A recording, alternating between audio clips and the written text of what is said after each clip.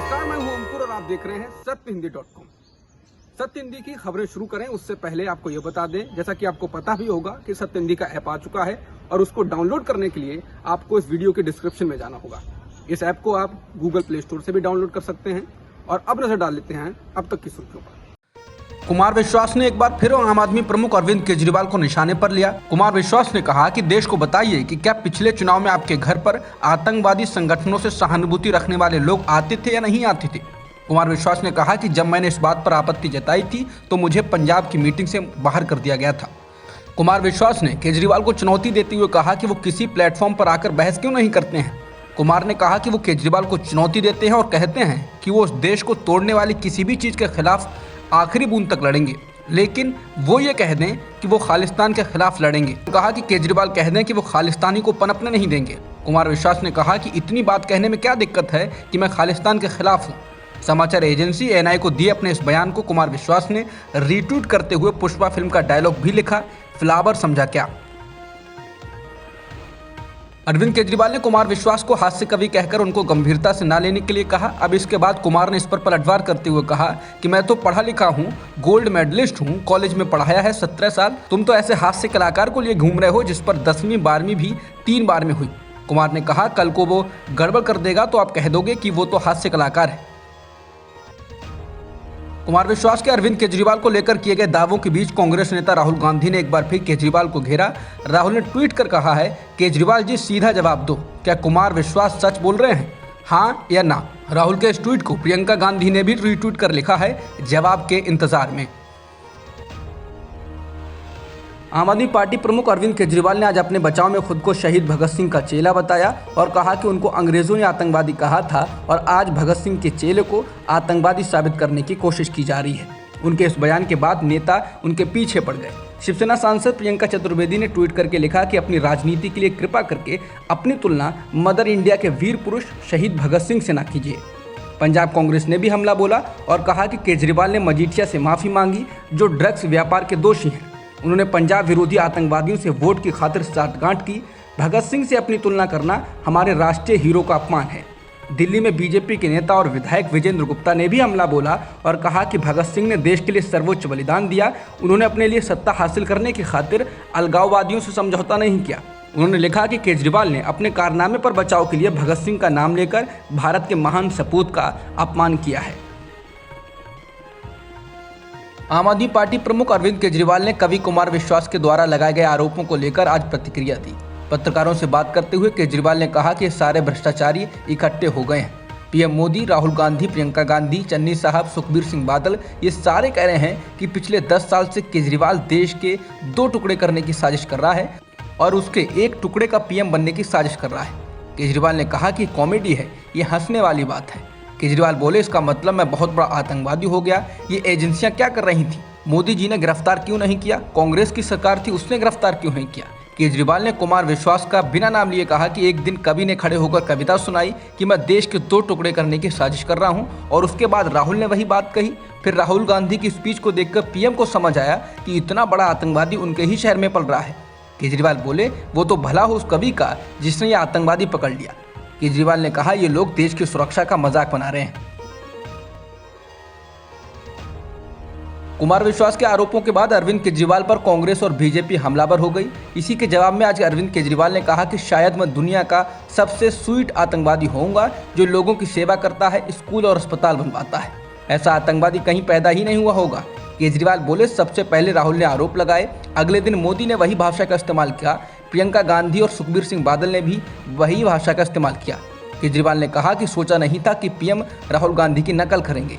केजरीवाल बोले आज ये सारे भ्रष्टाचारी इकट्ठे हो गए हैं, इनको मेरे से डर लगता है। इन लोगों के लिए मैं आतंकवादी हूं, इनके सपने में मैं आता हूं, इनको डर लगता है। उत्तर प्रदेश के पश्चिमी जिलों में मतदान खत्म होते ही सूबे के अवध व पूर्वी हिस्सों में बीजेपी ने प्रचार अभियान का तरीका बदल दिया है। पहले 2 चरणों में अयोध्या में राम मंदिर निर्माण का जिक्र मामूली तरीके से ही किया गया था, तो अब इसे प्रमुखता से प्रचारित किया जा रहा है। अयोध्या के साधु संत, विश्व हिंदू परिषद और यहाँ तक कि राम मंदिर निर्माण ट्रस्ट भी बीजेपी के प्रचार में उतर गया है। संतों की टोली अयोध्या सहित कई विधानसभा क्षेत्रों में मंदिर ट्रस्ट, संघ और विहिप के नेताओं के साथ घर घर जाकर लोगों से वोट मांगने लगी है। संतों की टोली जल्द ही प्रदेश के अन्य हिस्सों में भी जाकर प्रचार करेगी। व्हिप ने तो बाकायदा प्रचार अभियान को रफ्तार देने के लिए वोटर हेल्पलाइन भी शुरू कर दी है। अयोध्या में राम जन्मभूमि तीर्थ क्षेत्र ट्रस्ट के सदस्य तो घर घर जाकर बीजेपी को वोट देने की अपील के साथ ही जन्मभूमि मंदिर का प्रसाद भी बांट रहे हैं। मंदिर निर्माण के रजकण भी मतदाताओं को बांटे जा रहे हैं। इसके अलावा प्रचार के लिए राम मंदिर के निर्माण स्थल की मिट्टी के हजारों पैकेट बनाए गए हैं, जिसे मतदाताओं को दिया जाएगा। ट्रस्ट के सदस्य डॉक्टर अनिल मिश्र के मुताबिक ये जनसंपर्क अभियान पूरे चुनाव तक जारी रहेगा। कर्नाटक हाईकोर्ट में आज भी हिजाब विवाद पर सुनवाई हुई। इस दौरान कर्नाटक सरकार की ओर से पेश एडवोकेट जनरल ने कहा कि हिजाब इस्लाम का जरूरी हिस्सा नहीं है। राज्य सरकार के शीर्ष वकील ने कहा कि 5 फरवरी के आदेश के बारे में कुछ भी गैरकानूनी नहीं था, जिसमें राज्य के कई स्कूलों और कॉलेजों में हिजाब पर प्रतिबंध के विरोध के बीच समानता, अखंडता और पब्लिक ऑर्डर को परेशान करने वाले कपड़ों पर प्रतिबंध लगाया गया था।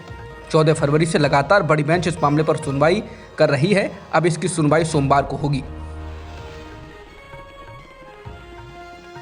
CAA प्रदर्शनकारियों से नुकसान भरपाई के नाम पर योगी सरकार ने करोड़ों रुपए वसूले, लेकिन अब इस मामले में सुप्रीम कोर्ट से उसको जबरदस्त झटका लगा है।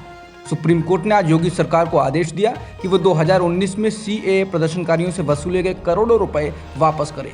जस्टिस DY चंद्रचूड़ और सूर्यकांत की बेंच ने ये आदेश दिया। बता दें, इससे पहले पिछली सुनवाई पर सुप्रीम कोर्ट ने यूपी की योगी सरकार को कड़ी फटकार लगाई और कहा कि प्रदर्शनकारियों की संपत्ति कुर्क करने की कार्रवाई को फौरन रोका जाए। सुप्रीम कोर्ट ने कहा था ये कार्यवाही वापस ले लें या हम इस अदालत द्वारा निर्धारित कानून का उल्लंघन करने के लिए इसे रद्द कर देंगे। CAA प्रदर्शनकारियों से नुकसान भरपाई के मामले में पिछली सुनवाई के दौरान सुप्रीम कोर्ट की फटकार के बाद आज योगी आदित्यनाथ सरकार ने सुप्रीम कोर्ट को बताया कि उसने साल 2019 में CAA के खिलाफ प्रदर्शन कर रहे प्रदर्शनकारियों के खिलाफ सार्वजनिक और निजी संपत्ति को नुकसान पहुंचाने के आरोप में जारी नोटिसों को वापस ले लिया है। इसके तहत 274 नोटिस जारी किए गए थे। राज्य सरकार ने यह भी बताया कि इस संबंध में आगे जो भी कार्रवाई होगी वो नए कानून के मद्देनजर होगी, जो इस तरह के नुकसान की वसूली के लिए प्रक्रिया निर्धारित करेगा और नए अधिनियम के तहत गठित ट्रिब्यूनल ऐसे मामलों से निपटेंगे। सुप्रीम कोर्ट ने राज्य सरकार को इस बात की अनुमति दी कि वो इस मामले में नए कानून के तहत नई कार्रवाई या नए नोटिस जारी कर सकती है। बता दें, सुप्रीम कोर्ट ने 11 फरवरी को कहा था कि सरकार द्वारा जारी नोटिस किसी भी कानून के तहत जारी नहीं किए गए थे, जैसा कि सुप्रीम कोर्ट ने अनिवार्य किया था, बल्कि कार्यकारी मजिस्ट्रेटों द्वारा फैसला लिया जा रहा था।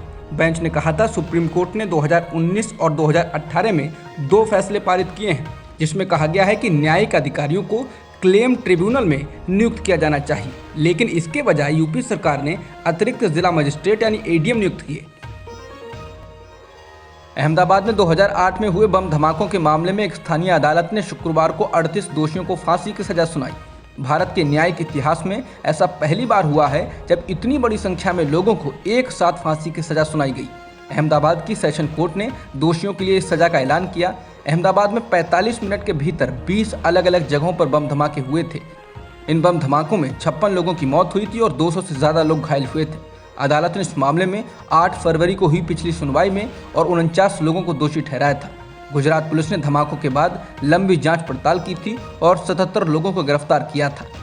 अदालत ने इस मामले में 11 लोगों को उम्र कैद की सजा सुनाई है, जबकि 28 लोगों को निर्दोष करार दिया है। बम धमाकों के बाद अहमदाबाद बुरी तरह दहल गया था। ये बम धमाके 26 जुलाई 2008 को हुए थे। इस मामले में सभी दोषियों पर UAPA के तहत आरोप साबित किए गए थे। अब तक की खबरों में इतना ही। बाकी खबरों के लिए बने रहिए सत्यहिंदी.com के साथ।